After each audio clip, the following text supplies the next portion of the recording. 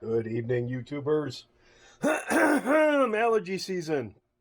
Sorry for the voice, little congested. Reloading bench back with you once again, and as you can see, we have the Green Machine, the RCBS, originally known as the PRT, Progressive Reloading Tool. I don't know how it got the nickname Green Machine, but it did, and that's kind of what stuck, even to the point of what they wrote about it in the manual, or how they described it or labeled it in the manual. So here is the Green Machine, completely clean, and you'll probably see the clean video before this video, so I won't focus on the clean part. Got a little dust in the garage from projects I'm doing that are related to this particular thing. So as you can see, this is what I would call the complete operating machine in all of its glory, even down to the primer.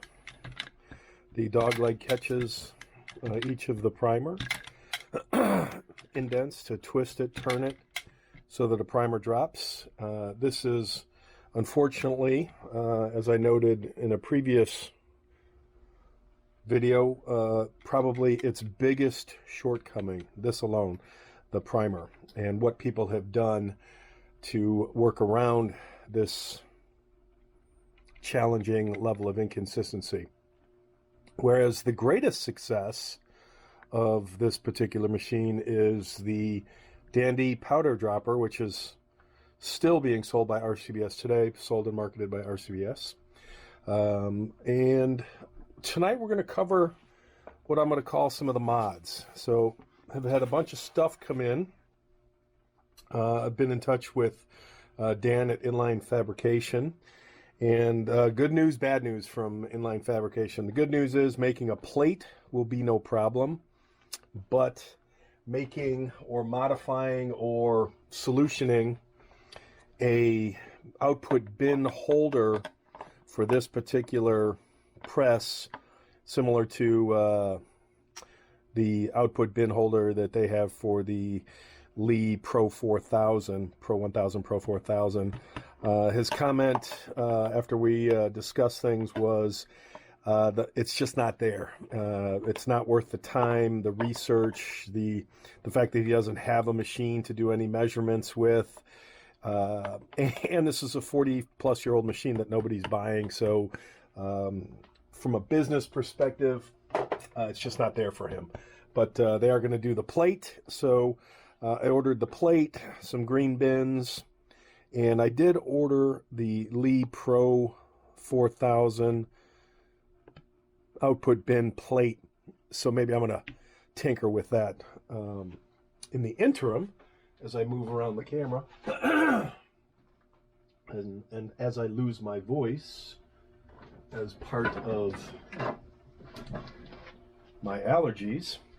I had a project a few weeks ago that I did that involved some oak that I salvaged. So I've taken a number of these oak boards, cut them down, and I'm going to make a base, a tabletop base out of oak for this press that will accommodate an output bin, and I plan to be able to mount this oak-based base into my T-slot, so that when you look at how this particular press operates, and again I'll unlock the handle, there's almost no pressure here to operate the press. So I'm thinking that because it's straight wall pistol brass 45 ACP, that mounting it to my T-slot will not be challenging. It's not like the Dillon or the Hornady where more force is necessary.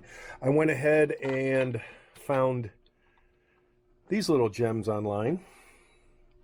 They are RCBS 5/64ths and 3/32, because 3/32, as you will see me undo this particular hex.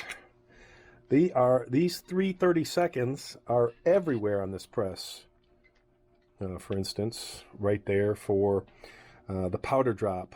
Also here for the powder drop mount for the Dandy. So that was a key pickup. And where I was going to go, let me move this so that I don't snap it and break it, because finding replacement parts, easier said than done. And as you can see, that now works, this twist, which is very handy, because being able to lock the handle wherever I want, especially when I was tinkering, fine-tuning, disassembling, reassembling for the cleaning, there were times where I needed to move it around, I needed to lock the handle. So that was like the first thing I did, removing that, polishing it. So the press has been extremely thoroughly cleaned, taken apart, you name it, everything's done. There's no yuckies on this press right now. And I'll also point out with the Dandy powder hopper that I don't have jammed in here right now. I didn't know this until I went to clean this particular tube, but this is not a concentric tube in the sense that both ends are equal. Notice how that sits on there. Notice how that does not. Powder would just fall out of there. So the cap does not fit here, but does fit there. So there's only one way to put that green powder hopper on. And speaking of the powder hopper, this is where I'm going to get creative. Let me get rid of this one. I'm going to do something with the priming, because albeit this works, the level of consistency, because sometimes the dog leg misses, and when that happens, you have to turn your powder charge off to prevent, potentially a case not being there and dropping a whole bunch of powder. So the two shortcomings that I read and researched about the press were the priming and the powder. The powder in the sense that it's on-off, meaning if you have an issue and you don't have a case under here and the powder is turned on, powder charge is turned on, you're going to drop powder, just like in the shot shell reloading stuff for shotgun. So very similar. Again, there were only 3 presses, 2 other presses when RCBS went after creating this, and the 2 other presses were the C&H Auto Champ, and C&H was a company that was started by Charlie Heckerman. The company is now known as CH4D. They merged, I think, in the 90-ish time frame. 4D merged with CH, and then they became CH4D. And CH4D produces a lot of presses, but they had an inline press that looks very similar to this. And in fact, I ordered a part from C&H Tool and Die to try and fit onto this press. So we'll cover that shortly. But the C&H Auto Champ, and then another company called C&H was Cougar and Hunter. And I thought that was kind of funny because both other companies were CHs. But in any case, there were 2 other presses, and then RCBS came out with this. And this was by far, again, in my opinion, the most feature-rich, tight, compact, elegant version of the inline progressive press. And it was also the least expensive at $350 to $500, depending on how it was configured or where you got it from or what you paid. So again, the 2 downsides, priming and powder. So I went and looked for a priming solution, and again, online. And a lot of people are saying, let me get the correct rod here. Get a large rod, large primer tube. A primer tube will fit, see what's happening here? With this particular powder charge enabled, this can't fit. And I ordered this particular old Lyman solution, polished this up a bit, ordered this Lyman solution, and I have two thoughts. One is, if I trim this brass down to below the powder charge, so I'd only be able to get that many primers in the tube, that's one option, which I'm thinking about. But again, that would limit your productivity to, you know, maybe that's 40 primers. I'll have to measure that and actually see. This would hold 100 primers, but there's also space in between there, so but it fits perfectly in there. So part of what I would do, and again, when you have this enabled or engaged, you can watch the rotor turn. But again, the rotor would constantly hit this particular, in fact, the lowest it would have to be like this, because I would have to account for the press being at its lowest point. So that's not a whole lot of primers to be dealing with. The other option that I'm looking at, and let me disable this. The other option I'm looking at is, and these were all taken out, all the dies were removed. Oh my goodness, was this a bear to fine tune to get it to my cartridge overall length. But what I'm thinking about doing is modifying this rotor, because when there's no rotor there,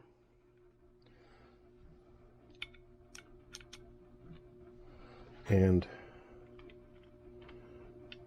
maybe I should make sure that's loosened before I try to tighten it. You've got a primer tube that could work, but obviously, what are you going to do about your powder charge? Same thing with a large tube. So with this one, I could have 100 in here and be priming. So I had a couple thoughts. One was, might as well take this out of here so that I don't cause problems for myself.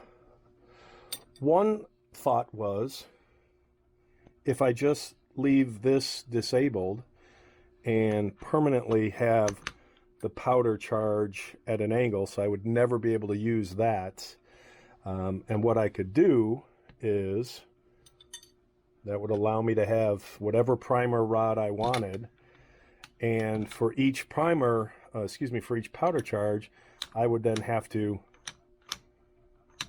just like with shotgun on a manual press, like an old CH Shellmaster or Loadmaster. So that's an option. And this option would allow me to change rotors to whatever size / powder drop I needed to in terms of weight. So that's one option that I was thinking about doing. But then that takes, you know, some of the progressiveness out of the press, because it turns it into a bit of a manual. But, you know, you're doing the same thing with a bullet, so you're spending a second for the bullet. You know, how big a deal is it to flip a powder charge? And again, everything's in front of you, so if you forget, you could yank the case out, hold it off, or do something with it. So that was an option. The second option, and this is why we have this particular case or bag to open from our friends at the Rainforest. This is the exact same rotor, a number 9 for the little dandy. So my thought was to take this rotor and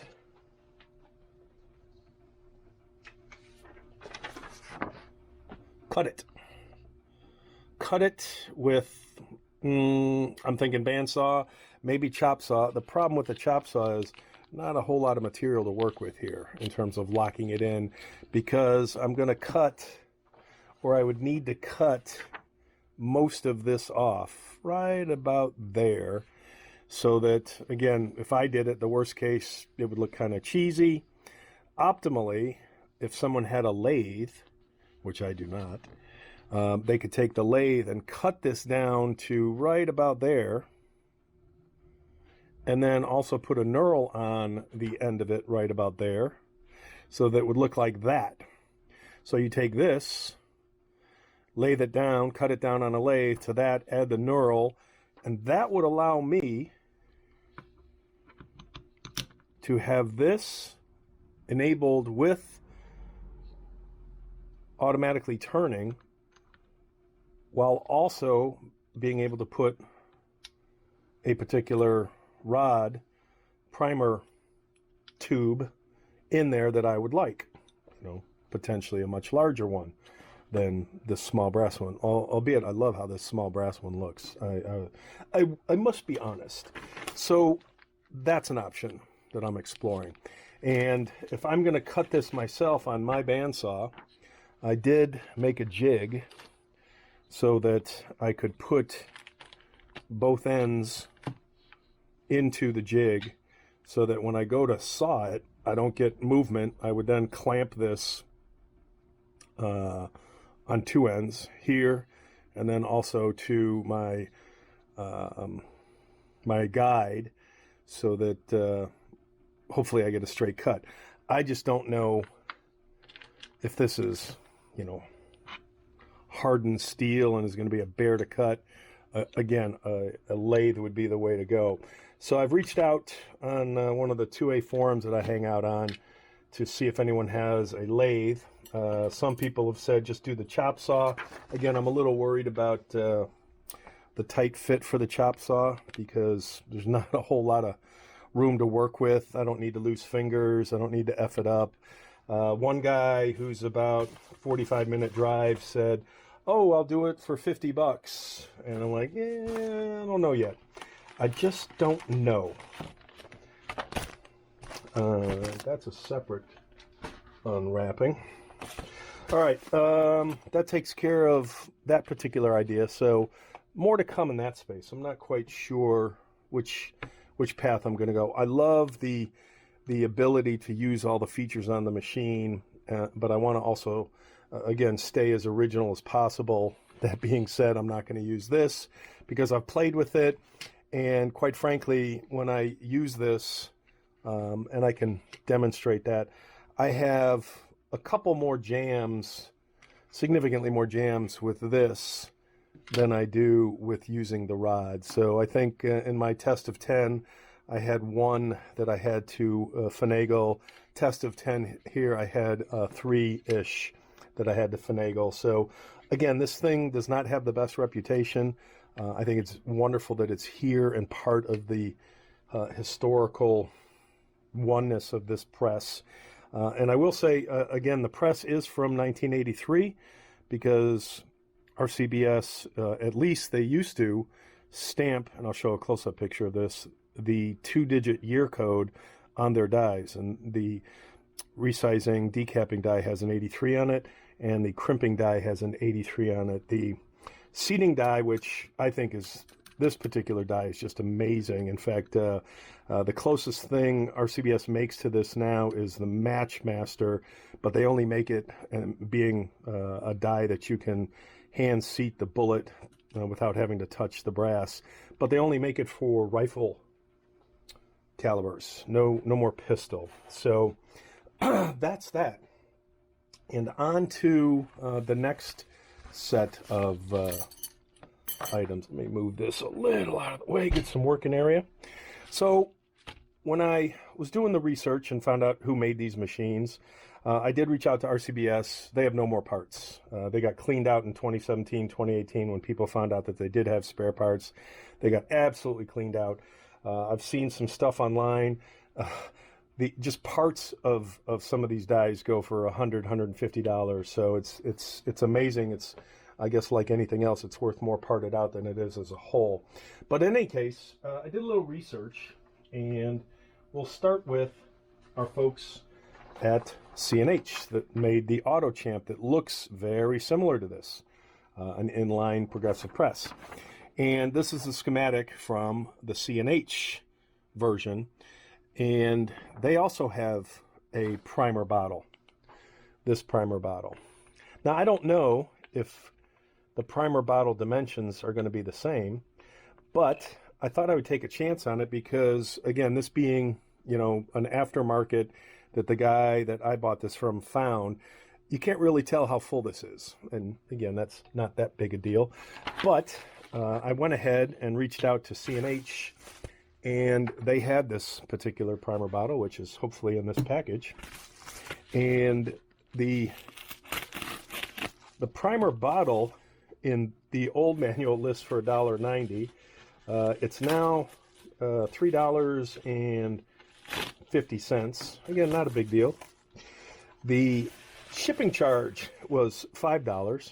So you'll, in fact, the parts person I got online even laughed. He's like, "Wow, it's more to ship it than it is to buy it." And I'm like, "Yeah, and that's the only part I need. So, you know, what's a person to do?" So it is what it is. It's very well packed, I'll say that. But I don't know if it's going to fit, and it looks like it won't. It's going to be too big. And that was very nice of them to mark it up a little bit. Let's see, will it fit? I do not believe it'll fit. So the next best thing, that will not be the worst $8 I've misspent. Yeah, that is, there is no way that is going to fit. Yep. Too big. All right, so that's a no-go. So I've seen some stuff on eBay where they call it wide mouth, narrow mouth. So this is going to be a narrow mouth, but finding, you know, the correct size in ounces will be my next challenge. So I will be going down that path. Again, I like the translucence of the bottle so that, you know, you can see how many primers are in there, kind of like on my Hornady. And I have the same thing on my Dillon, that you get to see what's going on. Not a big deal, but it's a deal. So remember, this was $3 and some odd cents and $5 shipping. So let's call it $9, just under $9. In fact, I think the total amount was $8.76. So it was a $3.76 part with a $5 shipping charge. So $8.76 was my total for the Endeavor. And unfortunately, the eBay bottles are like $7 a piece, so it's half a dozen of one, six of another. So I'll see if I can find something that fits. Not the biggest deal, but we'll see. Let me put this back together before I lose it, because it will get lost, because that's how things work. All right, this was the most pleasant of surprises. And this is from our friends at RCBS, who are owned by Vista Outdoor, who are in Oroville, California. So I reached out to RCBS, and I've heard good things about RCBS. I've dealt with RCBS on other things in the past. And I also have personal good experience / memories / things to say about their customer service. But I was more than surprised when I thought to myself, okay, so if I'm going to do this kind of rod, if you look at the Dillon and the Hornady, you don't just have a bare primer tube. I keep saying rod. There is I call it a blast shield. A lot of other places call it a blast shield, but the RCBS turret press has this particular part that the primer tube goes into, and this is called a safety tube, blast tube, safety tube. So I reached out to RCBS, and I'm like, yeah, I need to order some spare parts. And he took all my information, and he said, yeah, we have those, And then he's like, okay, it'll probably take a couple days to get it to you. And then I was waiting for him to tell me how much it was. And that was the end of the call. So these showed up. Very well packaged, I might add. The tube is a keeper. I like keeping tubes because you never know what you'll need. Wow. Okay, that and my my paperwork. Let's see what they wrote on the paperwork. Harder to get out than the parts because of the tube factor. And what they wrote was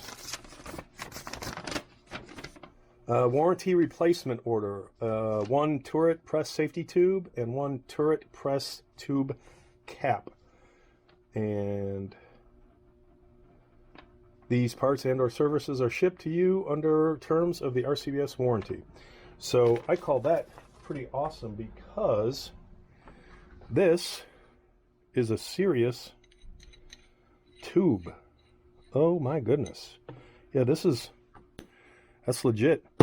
You could, that's got some heft and weight to it. So the idea behind doing this tube is safety. Now that I put everything away. Did I tighten this? No, I did not tighten it. So the idea behind this, if I go down this path, meaning cut the rotor, is if I use the press, if I was just going to display this as a piece of historical memory, which that'll probably happen anyway, this would be on here. But if I actually use it to reload, I would probably, and let me lock things in.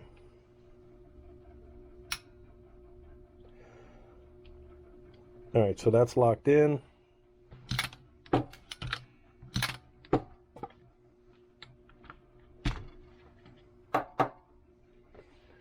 I would probably, I don't know if that, how this fits.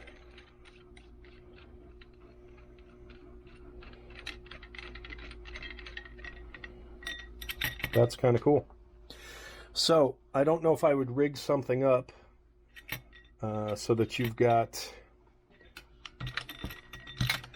get away from that jiggling. I would probably drill and tap this somewhere here. It's threaded down here, but obviously I've got nothing to thread into. But if I was to drill and tap this for a 5/32 hex or bigger, then that would allow me to put the blast shield on, tighten that up, and then I would have, I mean, other than the annoying bouncing around right now, which maybe I could avoid by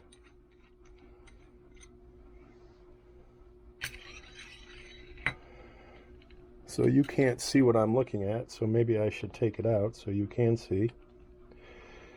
The primer rod, I keep saying rod, the primer tube, this primer tube sticks out about that much. So it doesn't look like there's enough there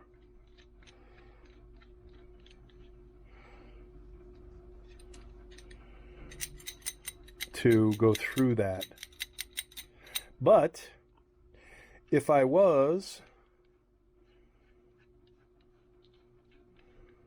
to take something like a Dremel and bore this out a little so that this tube could go through that, that would allow me to kind of get rid of the jiggle. But methinks maybe there's a reason that's not supposed to go through there, so it doesn't launch, and it just launches the detonated primers. So I think the better choice for me in this solution is to potentially drill a hole to tap this and put a hex in there. And I only wish this particular tube, I didn't realize how short it was when I picked it up.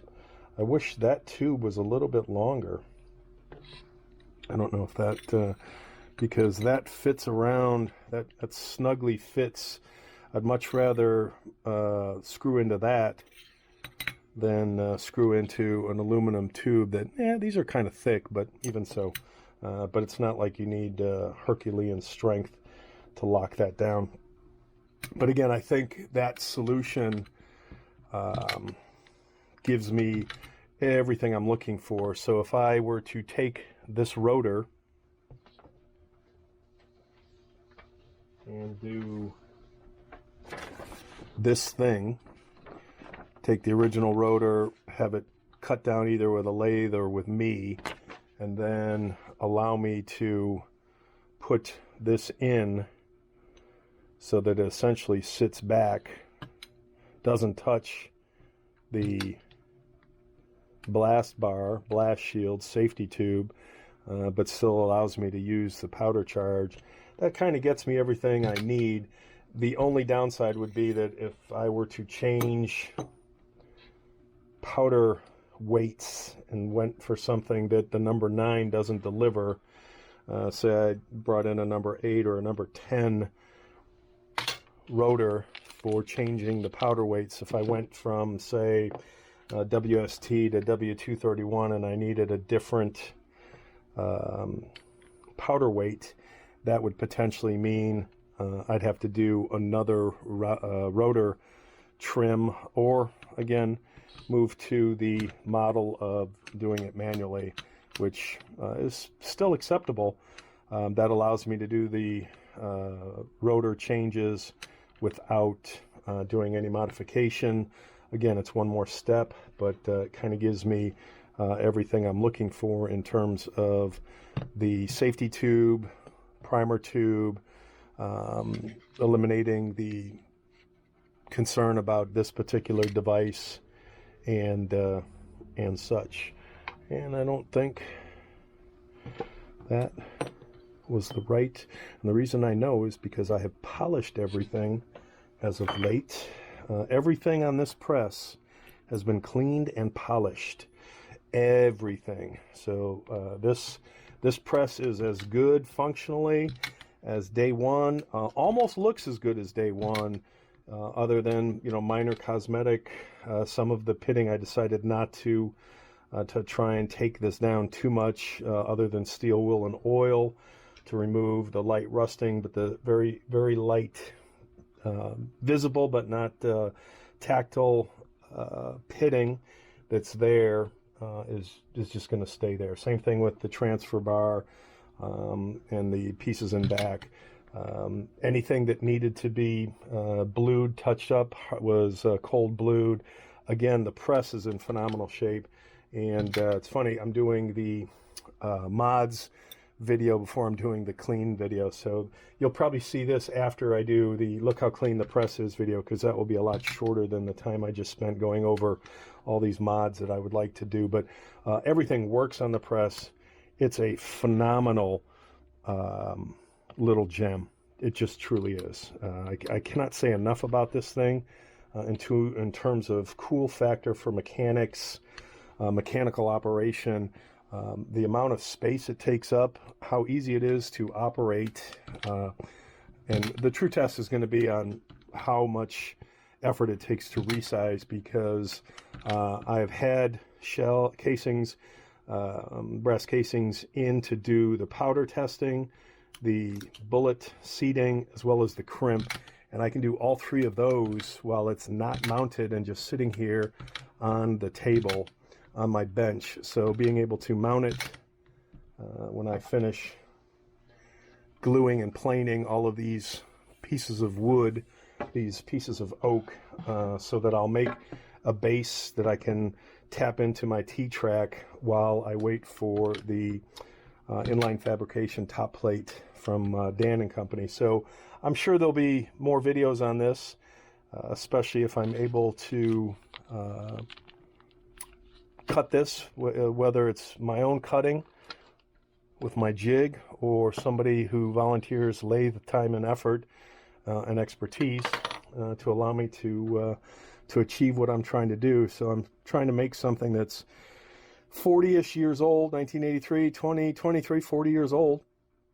I'm trying to bring it into the 21st century of usage because I think it would be cool to actually use this, not as my primary 45 ACP production platform, but as an homage to an idea that was really, really cool. And again, based on the research that I did, it seemed like this particular press was either a love it press or a hate it press. And usually the people that hated it were the ones who did not read the directions or instructions on how to actually operate it, and the biggest angst coming from primer and powder and the mess it would make.